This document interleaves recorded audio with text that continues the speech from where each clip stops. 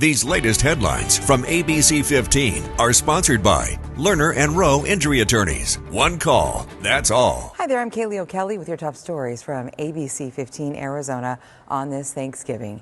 And ABC15 is following up a convicted killer hoping to be released on home arrest and possibly right here in Phoenix. Back in 1986 as a teenager, Jacob Weidman killed his camp roommate Eric Kane at a hotel in Flagstaff.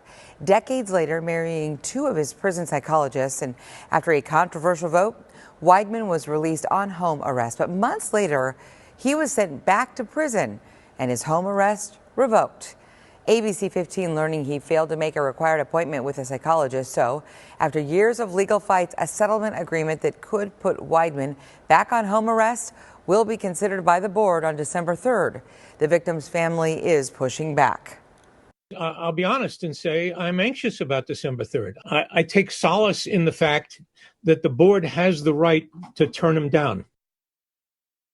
And you will hear more from the victim's father in our second episode of Arizona Crime Uncovered. It is streaming right now on YouTube and on our ABC 15 mobile app. He was the best son. He was smart and funny, and he always had your back. Remembering her boy, Jalen Reeves, the 15-year-old stabbed to death in Ahwatukee earlier this month. The community holding a final vigil near this lake and memorial before it's removed. Our team here at ABC 15 speaking with his mom for the first time, who has this message. You know something, just say something, please. We really need some type of closure because we're never going to see Jalen again. Police are telling ABC 15 they have identified a teenager whom they believe is involved in the case. They are not releasing that person's name or calling the person a suspect. We will keep you updated on this case as more information continues to come into the newsroom. Well, priced out, things don't seem to be improving, unfortunately. The Commerce Department releasing some data, and it does show inflation is moving really in the wrong direction. The Personal Consumption Expenditures Price Index, say that 3 times fast, going up 2.3% in October from last year. Now, this is a key tool for the Federal Reserve to gauge inflation, and experts say housing prices are among the key indicators keeping inflation from stabilizing. So let's go deeper here into those housing numbers. There's a lot to consider if you're thinking about buying a home in 2025, and lower prices probably won't be among them.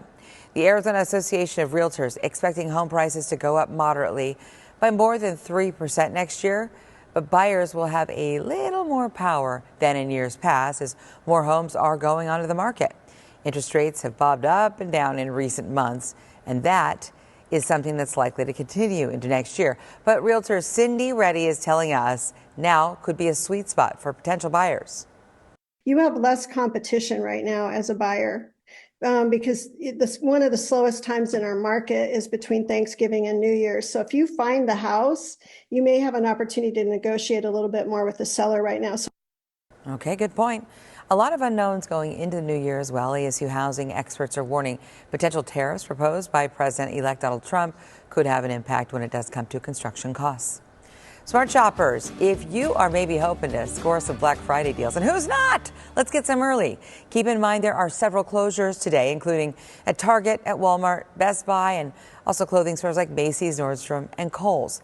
If you do need some last-minute ingredients for that Thanksgiving holiday meal, Fry's food stores will be open along with Whole Foods, Albertsons, and Safeway. Sam's Club, Costco, Trader Joe's, and Aldi will also be closed. It's Thanksgiving. Yes, ma'am. What are you happy for? What are you thankful for? I'm happy because I live in the greatest country. I'm blessed, and I'm thankful to God for that.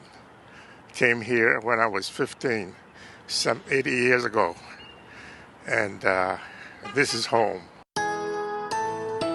Tracking your most accurate forecast on this Thanksgiving holiday. I'm meteorologist Jorge Torres. We're starting off with temperatures this morning in the upper 50s, so a cool start for those of you who are enjoying those turkey trots before you enjoy some turkey later on today. Near 70 at midday and forecasting highs in the mid-70s later this afternoon. Up in the high country, though, a bit cooler there in Flag with a high of 45 degrees, and we expect those temperatures to remain across northern Arizona, too, for the next couple of days, including this afternoon along the south rim of the Grand Canyon, 45 there, 47 in Winter Rock, and across southeast Arizona, Arizona today. Those highs remaining in the low to mid 70s, anywhere from 71 in Graham County to 74 down at the Old Pueblo, along with Yuma, too. Your 7-day forecast showing those temperatures in the valley remaining in the mid 70s through tomorrow, but for the 80s this weekend. A nice warming trend to end November. Meanwhile, in Flagstaff, we're in the 50s beginning Friday and staying there through at least early next week under mostly clear to partly cloudy skies. Still chilly, though, in the overnight hours with lows in the teens and 20s. And for the latest headlines, weather, and traffic, just hit us up at abc15.com or download our free ABC15 mobile app. These latest headlines from ABC15 are sponsored by Lerner and Rowe Injury Attorneys. One call, that's all.